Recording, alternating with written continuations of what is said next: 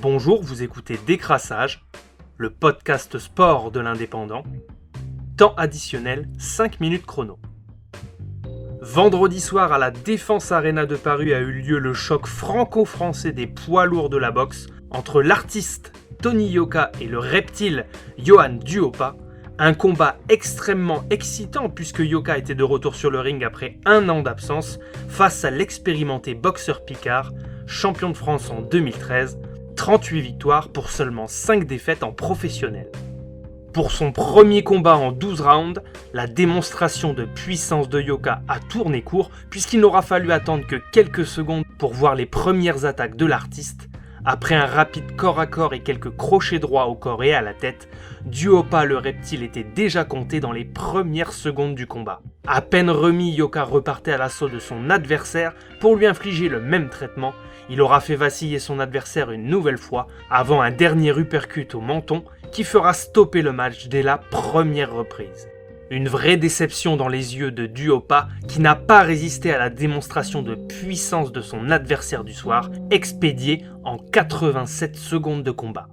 C'est donc la 8e victoire de Yoka en 8 rencontres, la 7e par knockdown et la plus rapide de sa carrière. Une victoire éclair rapidement balayée par l'intervention de Raphaël Tronchet qui est monté sur le ring afin de défier Yoka en tant que futur challenger. Personne n'a peur de toi sur ce ring, tu finiras en croix. Quelques invectives qui mettent l'eau à la bouche dans l'optique d'un futur combat. Ce dimanche à 14h au stade Albert Domecq, Carcassonne recevait en clôture de la 4e journée de Pro D2 l'USAP pour un derby important sur le plan comptable en ce début de saison. Les 100 et or pointent à la 14e place du classement, juste devant l'USC. Deux équipes pas très performantes en ce début de saison, l'USC a perdu ses 2 premières rencontres tandis que l'USAP sort d'une victoire très compliquée contre Rouen, 20-14. Pour ce match, l'USAP enregistre le retour de Tom Ecochard et encaisse 5 pénalités signées Lucas Méré à la 12e, 14e, 17e, 20e et 31e minute. Ben Volavola, l'international fidjien, réduit le score par un essai transformé à la 37e minute. À la pause, Perpignan est logiquement mené 15-7 sur la pelouse de Carcassonne. La mi-temps fait du bien à l'USAP puisqu'à la 42e minute après une belle offensive de Melvin Jaminet et Jean-Bernard Pujol, l'USAP obtient de nouveau une pénalité réussie par Volavola.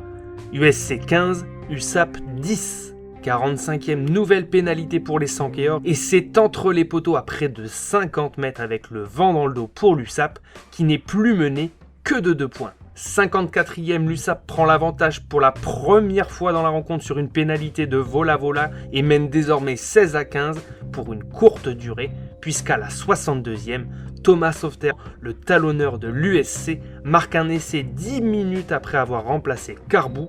Lucas Méré trouve le poteau sur la transformation. Un match qui fait la part belle aux pénalités puisqu'à la 65e sur une faute de Lucas Méré, Ben Volavola à 30 mètres face au poteau, 5 sur 5 pour le centre fidjien. L'USAP n'est plus qu'à 1 point derrière Carcassonne. 68e minute, pénalité pour Carcassonne tirée par Romuald Segui, tout juste rentré en jeu. L'ancien de l'USAP marque, l'USC mène 23-19 avant un essai de Melvin Jaminet. L'arrière, idéalement servi par Matteo Redor, marque son premier essai de la saison.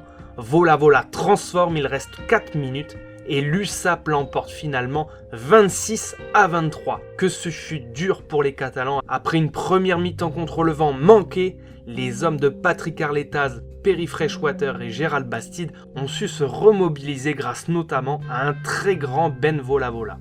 De son côté, l'USC s'incline pour la 3e fois en 3 matchs et s'enlise en bas du classement. Cyclisme, 23 ans après Laurent Brochard, Julian Alaphilippe a donné à la France un nouveau titre de champion du monde dimanche sur le circuit d'Imola en Italie. Une semaine après la fin du Tour de France, il a battu le Belge Wout van Aert et le Suisse Marc Hirschi. Alaphilippe est le premier Français à décrocher le titre mondial depuis Laurent Brochard en 1997. Hier soir, en clôture de la 3e journée de Liga, le Barça débutait sa saison à domicile pour cause de report de ses 2 premiers matchs. Séduisant, le Barça de Koeman a littéralement torpillé le sous-marin jaune de Villarreal. Pour leur premier match officiel, les Blaugrana de Ronald Koeman ont déroulé un festival en première mi-temps en menant 4-0 à la pause.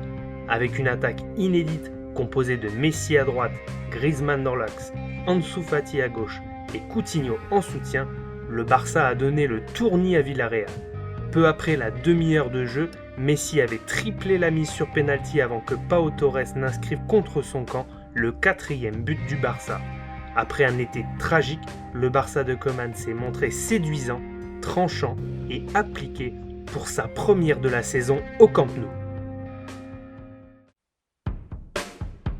C'était Décrassage, le podcast sport de l'Indépendant, réalisé à partir des écrits d'Hugo Beauvais, Mathieu Terratz, Stéphane Sicard et Johan Lemort. N'hésitez pas à commenter, partager ce podcast. Vous pouvez nous écouter sur Apple Podcast, Spotify, Deezer et l'indépendant.fr. Bonne journée à tous.